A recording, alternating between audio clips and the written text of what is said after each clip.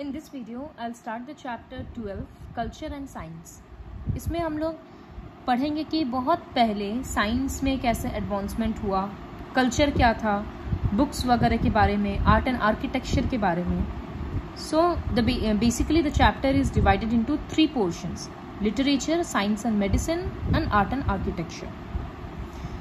Indian architecture और art का story actually में हड़प्पन कल्चर से स्टार्ट होता है, क्योंकि फर्स्ट टाइम हड़प्पन पीपल ही थे जो इतना प्लान करके सिटीज़ और टाउन्स कंस्ट्रक्ट करते थे. हम लोग पढ़े थे लोअर टाउन और अपर टाउन था, सिटाडल था जिसको बोला जाता था, बहुत बड़ा बड़ा ग्रेनरीज मिला था उस टाइम का, ग्रेट बाथ था जहाँ जो रिलीजियस पर्पसेस के कारण बिल्ड किया गया था. तो उसके बाद से सारा एम्पायर और डायनेस्टी इसी तरह से कंस्ट्रक्ट करवाते गया. हर डायनेस्टी में, हर एम्पायर में इसी तरह से great scholars, builders, writers, architects सब आते रहे. तो उन सब के बारे में ही पढ़ेंगे. Literature. There is a vast body of literature available from ancient India, written both in prose and verse in a variety of languages. Literature से हम लोगों को उस टाइम का पीरियड के बारे में पता चलता है कि लोग क्या सोचते थे और उस टाइम का लाइफस्टाइल कैसा था, उस टाइम का ग्रामर कैसा था. बहुत था कि वो ओरली कंपोज किए थे, फिर वो एक जनरेशन दूसरे को सुनाते गया और किसी टाइम पर वो लिखा गया. इस तरह से भी पास हुआ. सो लिटरेचर बहुत सारे सेक्शंस में डिवाइडेड है. जैसे एपिक्स सेक्शन है, तो इसमें ज़्यादातर वॉरियर्स का, हीरोज़ का या गॉड्स का, किसी साधु संत का फेमस स्टोरीज रहता था. जैसे कोई एपिक है जो कौरव और पांडवा के बीच में लिखा गया कि उनके बीच कैसा लड़ाई हुआ, और इस तरह से महाभारत जो है हम लोग जानते हैं. फिर रामायण है जो राम और सीता के लाइफ के बारे में लिखा हुआ है कि वो लोग कैसे वनवास निकाले और इस तरह से.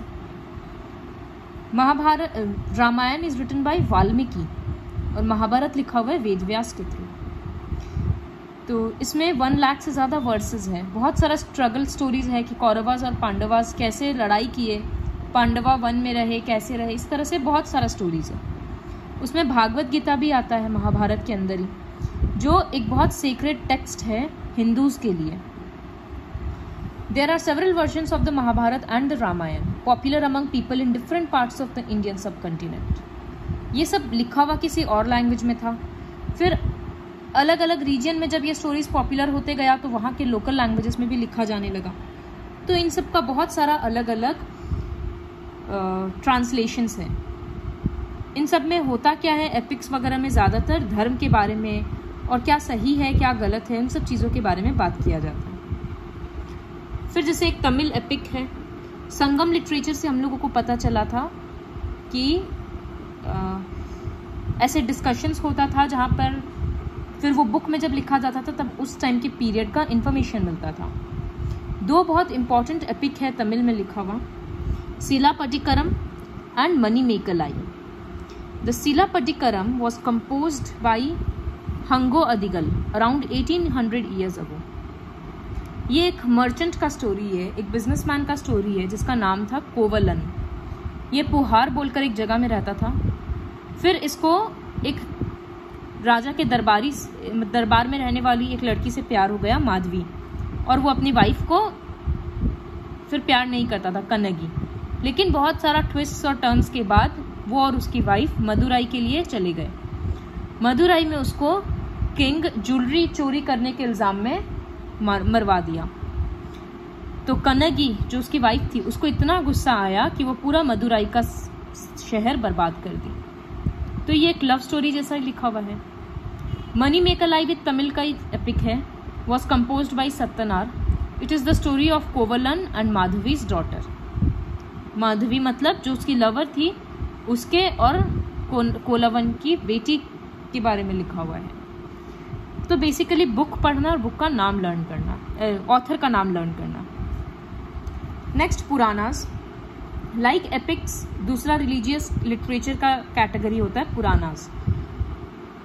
ये सब ज़्यादातर संस्कृत में लिखा हुआ रहता है. इसमें भगवान जैसे शिव, दुर्गा, पार्वती, इन सब के बारे में लिखा हुआ रहता है. विष्णु पुराण, वायु पुराण, मत्स्य पुराण. इसमें यह लिखा हुआ रहता है कि वर्ल्ड कैसे फॉर्म हुआ, पहले के रूलर्स कैसे थे, क्या सही है क्या गलत, भगवान का पूजा कैसे करना चाहिए, इन सब के बारे में रहता है। The third category is जातकास।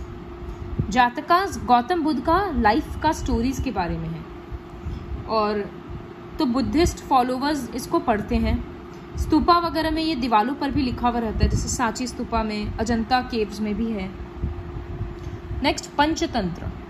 Panchatantra was written by Vishnu Sharma during the Gupta period. इसमें छोटा छोटा स्टोरीज होता है, कैरेक्टर्स उसमें एनिमल्स भी होते हैं, और हर स्टोरी के पीछे एक मॉरल होता है, एक सीख होता है।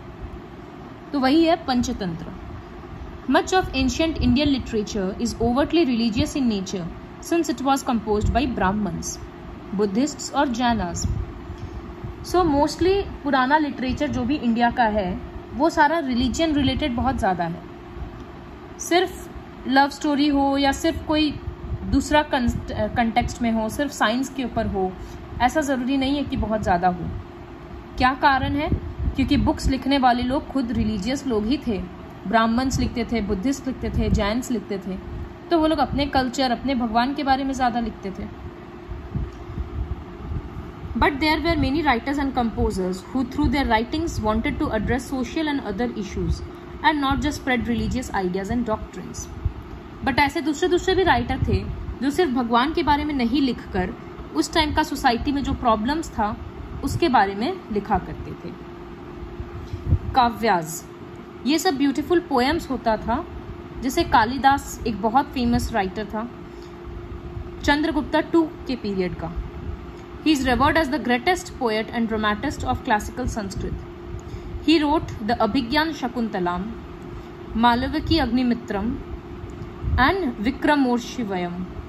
तो इस तरह का बुक मतलब पोएम्स होता था लंबा लंबा बुक के फॉर्म में, तो वो ये सब लिखा था Kalidas. Bharavi wrote the epic poem Kiratarjunya. It describes the combat between Arjun, the Pandava. 5 Pandav में से एक अर्जुन है। अर्जुन और लॉर्ड शिवा वेश बदलकर वो किरत के फॉर्म में आए थे, मतलब जो माउंटेन में रहकर हंटिंग करता हो, वो रूप धारण करके लॉर्ड शिवा आए थे अर्जुन से लड़ाई करने के लिए, ताकि देखने के लिए उसके पास कितना पावर है। तो उसी के बारे में लिखा हुआ है। फिर शूद्रक एक बुक लिखा। तो इस तरह से अलग अलग लोग अलग अलग बुक लिखते थे, टॉपिक अलग अलग होता था। This was all about literature. Next is science. Ancient Indians का साइंस में भी काफ़ी इंपॉर्टेंट कंट्रीब्यूशन रहा है। कोई भी फील्ड हो, मैथमेटिक्स हो, एस्ट्रोनॉमी हो या मेडिसिन हो, इसमें बहुत लोग अपना कंट्रीब्यूशन दिए। मैथमेटिक्स में जैसे decimal system, notation system, concept of zero, ये सब इंडिया में डेवलप हुआ है। The science of grammar and linguistics developed because Brahmins emphasized the Vedic prayers and shlokas should be chanted properly. तो ग्रामर वगैरह का रूल्स अच्छे से बनाया गया क्योंकि ब्राह्मण्स का बोलना था कि वेदास में जो श्लोक वगैरह है उनको पढ़ने का ठीक से नियम होना चाहिए। Panini produced the rules for Sanskrit grammar as early as 5th century in his Ashtadhyayi. तो पाणिनि संस्कृत का ग्रामर का रूल्स 5th century के आसपास लिखा था। बुक का नाम था अष्टाध्यायी। अब हम लोग किसी किसी फेमस पर्सन का कंट्रीब्यूशन पढ़ेंगे, जैसे Aryabhatta. He was a great mathematician and astronomer. उसका फेमस बुक है आर्यभट्टयम, जो संस्कृत में लिखा हुआ है। वो बोले थे कि दिन और रात इक्वल होता है, इक्वल नहीं होता है। दिन और रात अर्थ का रोटेशन के कारण होता है। वो साइंटिफिक एक्सप्लेनेशन भी समझाए थे एक्लिप्सिस का, कि ग्रहण क्यों होता है। सर्कल का सरकमफरेंस मतलब पेरीमीटर कैलकुलेट करने का तरीका भी बताए थे वो। He was able to calculate the area of triangle that led to the origin of trigonometry. जैसे मैथ्स का अलग अलग ब्रांच होता है, एल्जेब्रा, अरिथमेटिक, जियोमेट्री, वैसे ही एक ब्रांच है ट्रिगोनोमेट्री। तो ये सारा कंट्रीब्यूशन था आर्यभट्टा का। नेक्स्ट है Varahamihira. Varahamihira was another mathematician and astronomer. उनका फेमस बुक है Brihat Samhita and also wrote Panchasiddhantika. वो बताए थे कि मून अर्थ के आर पार रोटेट करता है और अर्थ सन के अराउंड रोटेट करता है। तो सोचो उस टाइम पे तो इतना कोई टेलीस्कोप वगैरह था नहीं, तो ये लोग अपना खुद इंस्ट्रूमेंट्स बनाते थे और ऑब्जर्वेशन के बेसिस पे ये लोग इतना बड़ा बड़ा बात बोले थे।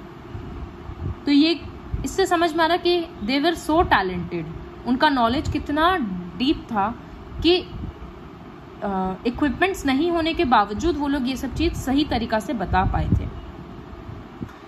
Indians were the earliest to use the decimal system and the zero. फिर अरब्स क्या किए, यूरोप साइड में इन सब चीज़ों को स्प्रेड किए और बोल दिए कि ये सब हम लोग डेवलप किए हैं। धीरे धीरे ज्योमेट्री वगैरह में भी इम्प्रूवमेंट होते गया।